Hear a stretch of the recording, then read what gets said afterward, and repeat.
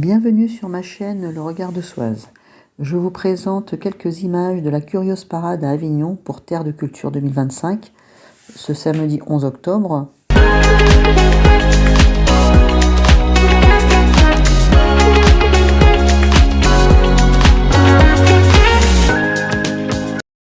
Puis, lors de mon passage à Paris, j'ai visité l'Opéra Garnier. Voici quelques images de ce lieu mythique.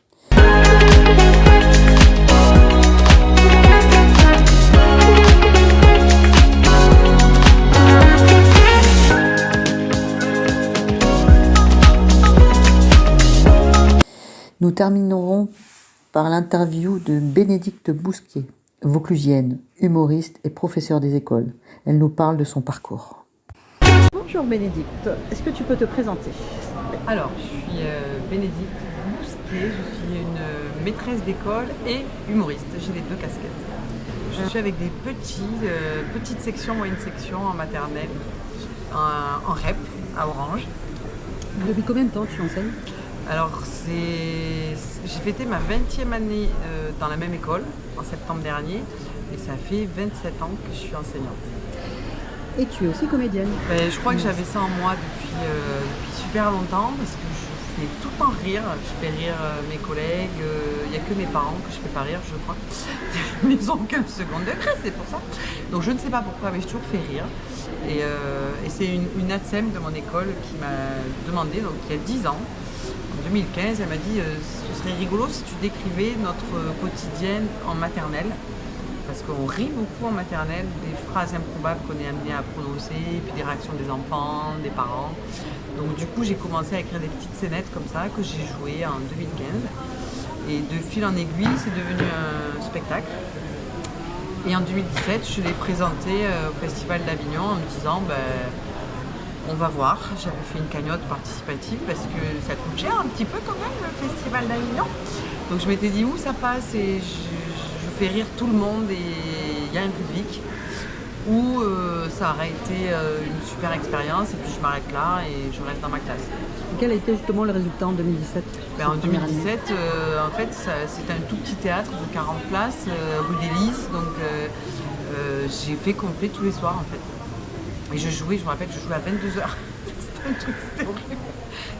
C'était vraiment compliqué de tracter dans la journée puis d'être fraîche à 22h, mais j'ai tenu le coup et puis du coup j'ai décroché quelques dates avec des théâtres et les premiers théâtres qui m'ont dit vous voulez venir jouer à Toulon, à Nice.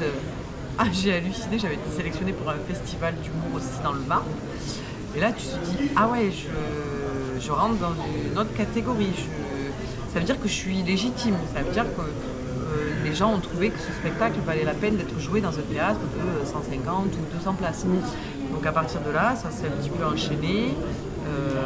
J'ai rencontré Mathieu Oliver, mon metteur en scène, qui lui aussi jouait dans le même théâtre que moi, qui est pour moi un petit génie de l'humour, puisque c'est un bébé, il a 27 ans, donc voilà, je pourrais être sa mère. Et Mathieu m'a aidé à faire la mise en scène du premier spectacle, à me donner comme ça des billes, savoir quand tu dis ça tu es à tel endroit, quand tu veux tel effet, non tu es au milieu, n'en fais pas trop, là il faut que tu en fasses des caisses, et puis à tailler dans le texte aussi. Il y a des petits trucs au niveau de l'humour, moi je ne savais pas forcément comment tourner une phrase, l'inverser pour que l'effet drôle soit à la fin et qu'il n'y ait pas d'autres mots derrière, toutes les liaisons entre les parties, on a tout retravaillé. Et donc j'ai joué d'école et moi en 2017, 2018, 2019. Au festival toujours? Ouais, j'ai fait 3 festivals avec le premier spectacle, avec d'école et moi. Et puis après, le syndrome de l'imposteur a fait que je me suis dit bon, il va falloir passer au deuxième spectacle, parce que j'avais encore plein de choses à dire. Et je me suis dit bon, je pense que les gens m'attendent au tournant, parce que c'est bien d'avoir du succès, mais c'est encore mieux si tu entérines, si tu valides avec un public encore plus large et que tu leur prouves que c'était pas poker, c'était pas le hasard. Donc j'ai écrit le deuxième spectacle, hors classe. Alors, j'ai eu de la chance parce que j'ai commencé à l'écrire en 2020. Donc du coup, J'ai eu beaucoup de temps parce que les théâtres ont réouvert en 2021, donc on était large. Je l'ai présenté après en juin 2021. Et d'ailleurs en 2021, j'avais pas pris le risque de faire le Festival d'Avignon, donc je l'ai présenté officiellement en 2022. Et j'ai refait 2023-2024 avec Hors Classe. Et là maintenant, j'ai joué les deux partout. Donc il faut que je passe le troisième. Et les salles aussi grandissent? Et les salles grandissent, ouais. Alors que moi j'ai toujours l'impression d'être en 2017 en fait. Avec toujours le même sentiment que c'est des amis qui viennent me voir, ou c'est des collègues, c'est des enseignantes de partout en France et tout. Alors qu'en fait non, il y a des tas de gens qui sont conquis et qui viennent me voir parce qu'on leur a dit que c'était bien. Et j'ai toujours un peu de mal avec ça, à me dire mais comment c'est possible? Mais comment ils me connaissent? Pourquoi ils sont là les gens? Donc c'est rigolo. Après des fois je leur demande et puis ils me disent non parce qu'on a vu les vidéos, parce qu'on vous suit sur les réseaux, c'est quelqu'un qui nous a dit qu'il fallait venir vous voir. Donc bon, je suis toujours fascinée par ça, par la présence d'inconnus qui viennent dans une salle me voir. Et pas que dans la région, parce que comme tu dis, Toulon, ça reste le sud, mais tu vas un peu partout en France. Du coup, parce qu'en fait, il y a un bouche à oreille qui se fait au niveau des théâtres en région. Donc quand j'ai commencé à jouer, ça a été à Lille, j'ai beaucoup joué à Lille, donc j'ai vraiment un fan club dans le Nord, c'est un truc de fou. Je connais tellement bien la ville, quand je me promène en ville, il y a des gens qui me disent, des gens un peu perdus, qui disent nous cherchons la cathédrale de la Treille. Je dis oui, alors là, vous avez la rue là. Après, vous avez la boulangerie Paul à droite. Et après, juste à gauche, vous arrivez, vous avez le Grand Place, vous avez la Notre-Dame de la Treille. Alors derrière, il y a le Vieux-Lille avec les estaminets. Et les gens me disent, vous n'avez pas l'accent du Nord. Non, mais je connais bien la ville.